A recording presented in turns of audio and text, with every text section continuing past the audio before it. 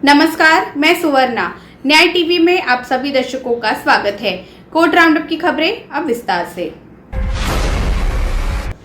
राज कुंद्रा के बाद एक्ट्रेस शिल्पा शेट्टी और उनकी मां सुनंदा शेट्टी पर भी मुसीबत आ सकती है। लखनऊ में दर्ज धोखाधड़ी के एक मामले की जांच के लिए यहां से एक टीम मुंबई रवाना हुई है। यह शाम तक मुंबई पहुंच जाएगी।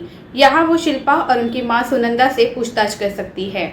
आरोप है कि आयोसिस लिविंग स्किन सैलून और स्पा वेलनेस सेंटर की ब्रांच खोलने के नाम पर दोनों की कंपनी के लोगों ने 2 लोगों से करोड़ों रुपए की ठगी की है। पैसा लेकर भी एक्ट्रेस और उनकी मां ने अपना कमिटमेंट पूरा नहीं किया। न तो शिल्पा ब्रांच की ओपनिंग के दौरान वहां पहुंची और न ही उनकी कंपनी के लोगों ने कोई मदद की। लखनऊ में 2 केस दर्ज हुए थे। इस मामले में लखनऊ के विभूतिखंड पुलिस स्टेशन में ओमेक्स हाइट्स निवासी ज्योत्सना चौहान ने और हजरतगंज थाने में रोहित वीर सिंह ने ठगी का केस दर्ज कराया था। दोनों मामलों की जांच में शिल्पा और उनकी मां सुनंदा की भूमिका सामने आई है। हजरतगंज पुलिस ने पूछताछ के लिए दोनों को 1 महीने पहले समन भेजा था। इसी मामले में विभूतिखंड पुलिस की टीम नोटिस तामील कराने मुंबई पहुंच रही है। डीसीपी पूर्वी की एक विशेष टीम अलग से जांच के लिए मुंबई पहुंच गई है। दिल्ली की एक अदालत ने दिल्ली में 9 साल की बच्ची से कथित बलात्कार और हत्या के मामले में दिल्ली पुलिस क्राइम ब्रांच को सभी आरोपियों की 3 दिन की रिमांड दी। दिल्ली पुलिस ने इस मामले में 4 आरोपियों को गिरफ्तार किया है। जानकारी के अनुसार 1 अगस्त को दिल्ली कैंट इलाके के पास ओल्ड नांगल गांव के शमशान घाट के एक पुजारी और 3 कर्मचारियों द्वारा एक 9 वर्षीय लड़की के साथ कथित तौर पर बलात्कार के बाद हत्या कर दी गई थी। दिल्ली पुलिस ने नाबालिग बच्ची की मां के बयान के आधार पर 4 आरोपियों के खिलाफ मामला दर्ज किया था। महिला ने आरोप लगाया था कि रविवार 1 अगस्त को उनकी बेटी के साथ बलात्कार करने के बाद हत्या कर दी गई और उनकी सहमति के बिना उनका अंतिम संस्कार कर दिया गया। अपीलकर्ता अभियुक्त को मृतक की हत्या के आरोप में गिरफ्तार किया गया था। उसके पास से एक फरसा और खून से सनी एक कमीज बरामद हुई है।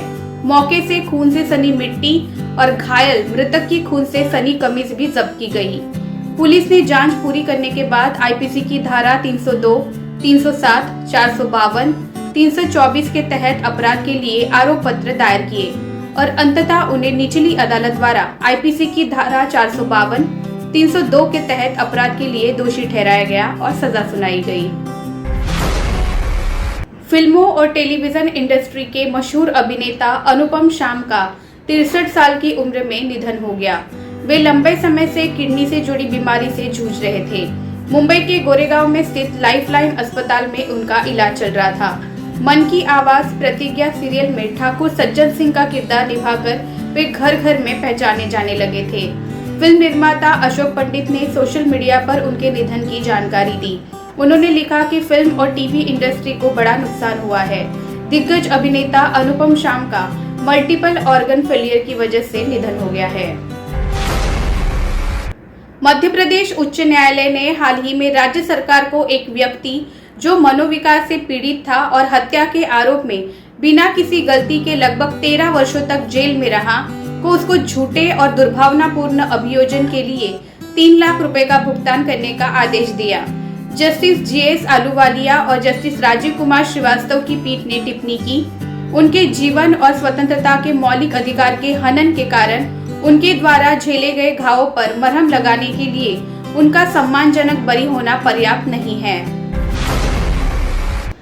सुप्रीम कोर्ट के मुख्य न्यायाधीश एनवी रमन्ना ने रविवार को कानूनी सेवा से जुड़े लीगल एड ऐप का उद्घाटन किया और इस अवसर पर उन्होंने अपना संबोधन भी दिया।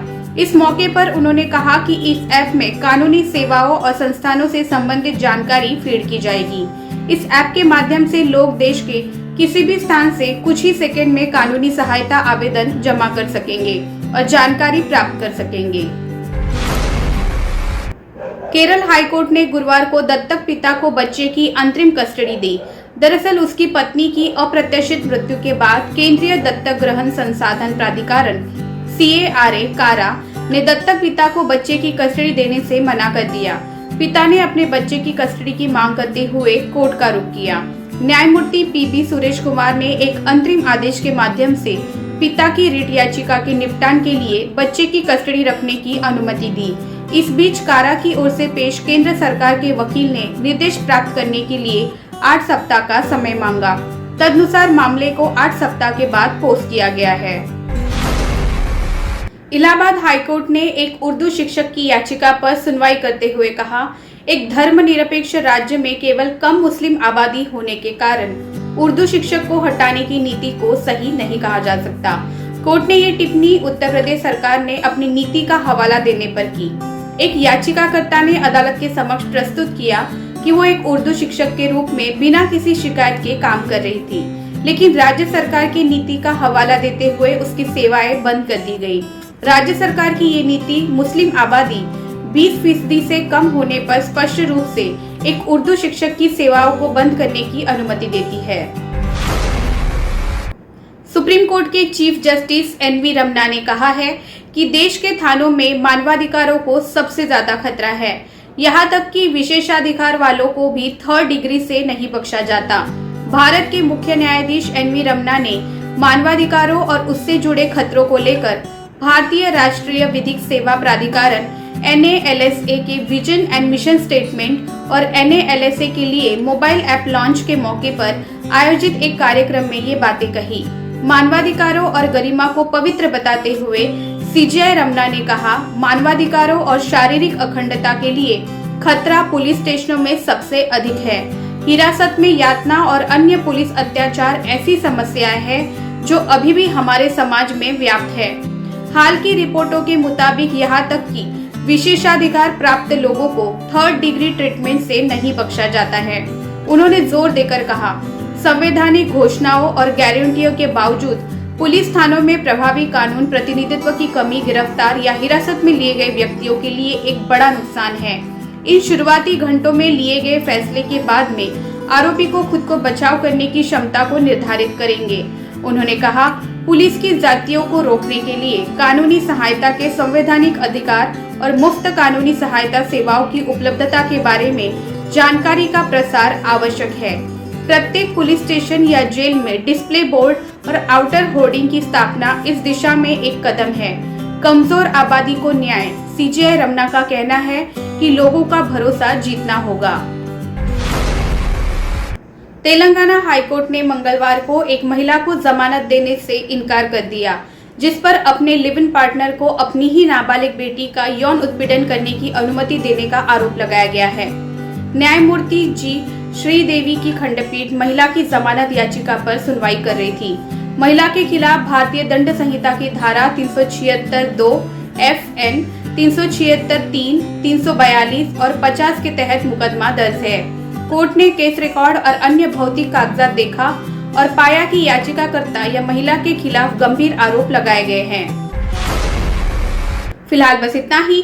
अन्य खबरों के लिए जुड़े रहिए न्याय टीवी के साथ। नमस्कार।